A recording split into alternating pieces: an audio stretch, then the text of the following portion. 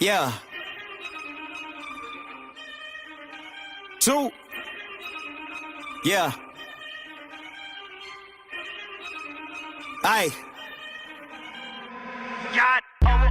I'm jacking the beat, you calling the cops, the yapping is cheap, I call you the ops, the rapping is hating, it's all cause of pop. You get a leak for the ball, get a drop. Feel like I'm wrong when I double it back, cause I'm making it harder to catch that. But I covered the ticket, I call you to visit, you tipping and hit up the cash app. Baby girl, been around for it, yeah. In the old days, I was stuck in old ways, never really trying to flip the old page. Young man tripping at an old age, thinking I was flicking, had a low wage, led the bro days, then a slow praise, thinking it'd be different, it would gon' change, then it really didn't, it's a cold game, yeah, ayy. All I really wanted was the money in the pocket, got over money, but the money ain't the topic, like Bill Doe and the money gotta stop it, kid need food and the whip need juice, I'ma get these views when What's good, baby? It's your boy Dale. I'm back in the saddle again. Our motto is to buy, build. We already bought it already, so we already own it, free and clear. Refinance to long-term debt, cash flow. That is the motto. Cliff, man, is that a pretty strong motto, man? What do you think? Man, the model is strong. Like, you're getting each piece of the invest, right?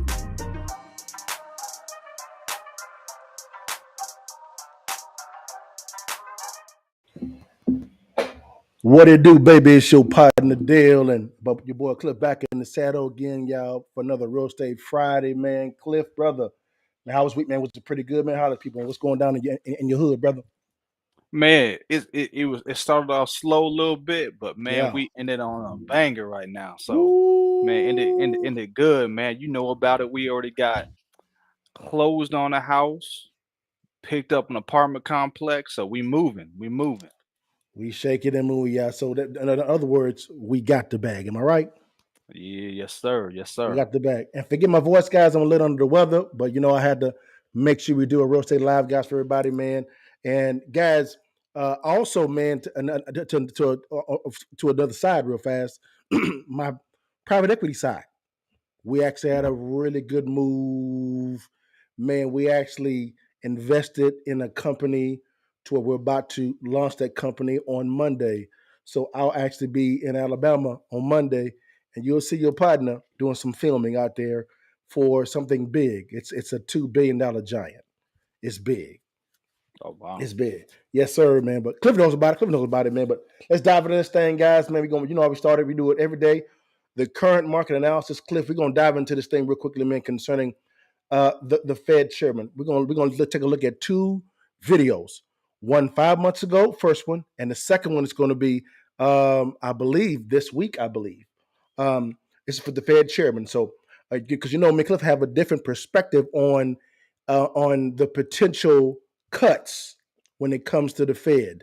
And so let's see what the Fed chairman says 5 months ago, and also what he's saying now. So let me go ahead and bring Cliff on here. Here we go, right here. Here he goes. Let's see what he says. Let's go get it in real fast. It will be appropriate to cut rates at such time as inflation is coming down really significantly. And again, we're talking about a couple years out. I think, as anyone can see, not a single person on the committee wrote down a rate cut this year, nor do I think it is at all likely to be appropriate if you think about it. Inflation has not really moved down. It is not so far reacted much to our existing rate hikes, and so we're going to have to keep at it. The committee is completely unified in the need to get inflation down to 2%, and we'll do whatever it takes to get it down to 2% over time. So, Cliff, man, on that one, what are your thought processes of what he said concerning that one? Once again, I think he's saying what needs to be said. I mean, I don't expect him to come out and say we cutting rates next year. Yeah. That's the plan. Now, I expect him to keep conservative tone, tell everybody, hey, we're gonna hold for longer. We're gonna see what the market says, all Yeah. that kind of stuff. But we Okay. all know the macro trends show we can't afford to hold it for longer, and some of the other indicators show that too. So I still think we headed for a cut. I actually think Goldman Sachs came out and said the same thing. Gotcha. So basically, what you're saying is, because in that video he was talking about they'll do anything they can to get it down to 2%. Now, do you think they're going to get it down to 2%, or is that the kind of a pie in the sky? No, I think they're gonna get there. But I also think you already know how they can explain it away.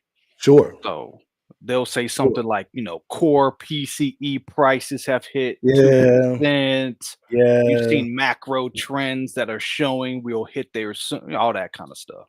Yeah, yeah, I see all that as well. I think you're right concerning him saying what needs to be said 5 months ago. He's in the business of controlling the mentality of investors, which is the masses, and also the investing firms. Because the backbone of the economy is the middle class, the 401k IRA, Roth IRA investor.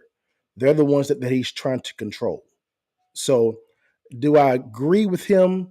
I don't think they can get down 2%. I think he's just saying that just to say it. But hey, it is what it is. Now, let's listen to this next one. I think he said it's 3 weeks ago. All right. See if it's the same tune. Let's see what's going on here. All right. Let's see, guys.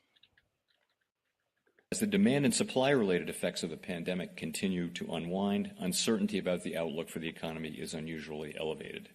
Like most forecasters, my colleagues and I anticipate that growth in spending and output will slow over the next year as the effects of the pandemic and the reopening fade and as restrictive monetary policy weighs on aggregate demand. The FOMC is strongly committed to bringing inflation down to 2% over time and to keeping policy restrictive until we are confident that inflation is on a path to that objective. It would be premature to conclude with confidence that we have achieved a sufficiently restrictive stance or to speculate on when policy might ease. Yeah. We are prepared to tighten policy further if it becomes appropriate to do so. So we're making decisions meeting by meeting based on the totality of the incoming data and their implications for the outlook for economic activity and inflation, as well as the balance of risks. So, Cliff, based on that one, is he saying the exact same thing in your opinion or different too? I think he's saying the same thing. They want to be restrictive. Um, I agree with that. I mean, at the end of the day, inflation is very psychological. He needs Yep. people to stop spending money. Yep. So if you believe the market's going down and you believe the market's not good, Yep. uh, that plays a role into you spending the money. And so he's trying to drive that home. When he says, oh, we're not going to speculate, that makes no sense. Yeah. You're speculating that this interest rate hike is going to bring down inflation. That is correct. Speculation. That is correct. So he is speculating. I mean, anytime you project into the future, So, so so there's a lot of double talk going on from him concerning what's going on. Again, it's as you said, a smoke and mirrors effect. Do I right. think they're going to cut rates? You make a valid point. They can't keep them paused for a longer period of time. I pray he does, because I think that if he cuts the rates in quarter number one the next year, it could be a catastrophic type of effect on the economy. Now, there's a good chance that he will do that because it's an election year, right? He may get some pressures from the administration, congressmen, congresswomen, senators, you name it, to say, "Hey, we need to win this election. Cut the rates." And I think if he does it, he may do it methodically, a quarter here, a half here, to see what actually take place. If there's not an ill effect, that's why I think it'll be a deeper cut, so that really the administration could begin to say, "See, our policies are working. He's cutting the rates," and that's not really the truth at all. Period. Because to be honest with you, I think by cutting the rates, he's going to wound the economy even more. If that makes sense. Yeah, that makes sense. Because the way I see it, I usually get a little early into the market from what I see. So I call first quarter. He may do that, but I wouldn't be surprised that it really is second quarter Yeah. because he's going to just move, like you said, methodically. He's going to go slow. First we're in the hold, right? That's the Yeah. first step. We stopped hiking. Cool. Yeah. He's going to Yeah. hold. And then once he's going to say, hey, we feel that we've met our goal. We feel blah blah blah blah. We Yeah. can be less restrictive, but you're gonna say all that, and then it's gonna start with a quarter point. It's not gonna Yeah. change the market too much. It's just gonna signal to the stock market, which Hmm. the stock market is usually 6 to 8 months ahead of the real market. Say that now. How are this for those that actually have retirement money? Mm. If you could unpack what you mean is 6 months ahead. Because the stock market is a speculative market. Yes, You you think Microsoft's going up, so do I, so I'm going to pay $1 more for the stock. sure. And it's also a long-term market. Yes, it is. So everybody there is thinking 5, 10 years, and if they can get in early now, they'll take the 6, 8 months of maybe headaches That's correct. if they can make it over 5 years, 10 years. That's correct. So with the ups you're seeing in the market, we saw this week big jump, Hmm. right? We're gonna reach all time. I think we're gonna reach all-time highs in the next year and a half. Next 18 months, we're gonna see all-time highs. Because the market has to go up. Sure. People recognize that, and Mhm. so the Fed knows it. We're just buying our time. That's all he's doing. Yeah, I guess my question is, what's going to be the trigger point for what you just kind of outlaid to where it's going to be record highs? What's going to be the trigger? What's going to trigger that record movement there? The second he actually doesn't even need a partial cut, that's a signal that Yeah, maybe not today, maybe not tomorrow, but at some point we will get back to a normalized market. yeah, Well, normal in the sense of how we do business. You know what I'm yeah, saying? How we yeah, spend money. It's not yeah, really a good market. It's a artificial one, but for the yeah, artificial market we got, yeah, that's what I see. And they're going because the market can't function at what it is. So it's going to be one of two things. It's either going to be close to their 2% mark where they hit 2.25 or 2.3 or something, or it's yeah. going to tank and we may get a recession, and then he's going to be forced to do. Makes sense. Makes sense. Makes sense. It's going to be very interesting to see. I think it's going to be a methodical cut if he does do anything at all. I think he should pause, do nothing for the entire year. But I understand the perspective of if he does nothing, it could be wounding the market as well. Either option is going to wound the market. It depends on how much. And I think the lesser of the evil is to pause it because Congress is not going to stop printing. They're not going to do that. They continue to print and print and print and print and print. I think that Biden's budget, I believe, is $7 trillion, and that'll go up to 10 trillion next year. That's that's ridiculous. They haven't even spent the COVID money yet. It's it doesn't make any sense. That's the reason why when the Fed chairman was actually asked about Congress being more responsible, as well as the administration being more responsible in spending, he said, that's not my function to worry about that. Realistically, it is because you're having to pivot here and there when it comes to those rates. Does that make sense? Yeah, you're right with that one. I mean, they work hand in hand. He They trying to do. he trying to be a little offhand by saying, "Hey, that's not my job." But that don't make no sense, man. Y'all on the Yeah. same thing. If they print too much, what are you gonna do? You got to react, right? Yes. Yes. Yes, we do. You Yes, we know, do. and if you keep rates high, they the we already know the politics are gonna be like, well, we gotta spend now Yes. because we can't have that bad of an economy, so we gotta put more money in. And so it's crazy to say they don't work together. Him and I mean, he's worked with the Treasury Department. The Treasury works Exactly. directly for the president. He's in a presidential appointee. What you mean? Exactly. Exactly. You're spot on, man. Now, let's pivot over real fast, man.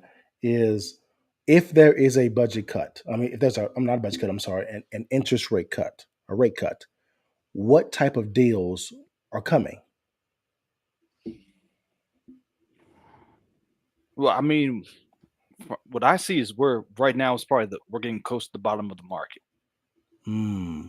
That's what I see. Because if they cut interest rates, it only that asset prices and interest rates are correlated. So if you Yeah. have high interest rates, you're going to have low asset prices. Yeah. So that's the best time to buy if you know the inverse is coming. Sure. Low interest rates and high asset prices. Sure. Now, this is where you and I may disagree. I don't think that we're at the bottom of the barrel yet. I think that we have a Yeah. lot more to go, and I'm pointing toward the commercial market. I think that Mm. there's going to be a big decline in the commercial market, and also you're seeing people are not going to graduate from those 2 or 3% interest rates to an 8, 9% interest rate. No one's going to do that. Yeah. So we kind of at a standstill right now. So what I'm saying is, until the bottom is taken out, I don't think we got to the bottom yet. And I think the bottom is going to be a lot more gruesome. Now, I'm not trying to be all dark. I'm just saying that's the reality of what's going on, guys. It's the reality, if that makes some sense. That's the No, reality. no, you're right.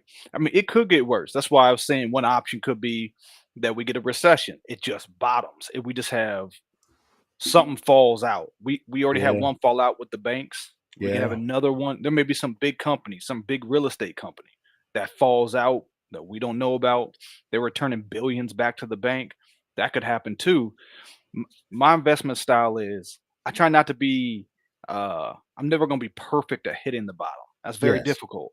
makes sense. But when I get a sense that we're near the bottom, I Yeah, start investing then. We can go a little bit yeah, lower, but I know we're close to it. So let me start investing because now I can catch the upside because I know there's going to be one. makes sense. That actually makes some sense. You're saying invest with caution. Y- Yeah, exactly. I'm not trying to be perfect because I could miss it sure, and it could go up from sure. here. Yeah. So I know we're at the I told you I thought we were at the bottom a long time ago. I've been up Mhm, for a little while because mhm, I saw it coming. And so I started averaging in and buying, in stocks. mhm, I started buying in back then. mhm, Now I'm up. I'm big up just mhm. because we're at what 418 Yeah, on the stock. I started buying at 370. yeah, yeah, So and I think or 378 something like that. yeah, So I yeah. think real estate is going to boom. It is going to boom in the next I'm calling 3 to 5 years. You're going to have a Agree. boom cycle. And I also say crypto is going to boom. Yeah. Crypto is going to boom because people are going to look for places to protect their capital. Life insurance is booming right now. Crypto, real estate is going to boom. Those three asset classes, to me, are probably the best, smartest move. And I would say I'll begin in a life insurance environment. So I protect my capital. Then I Mhm. borrow out of that. And then I make my investments into real estate as well as into crypto, not using my money, using life insurance's money. So that's another layer of protecting my capital.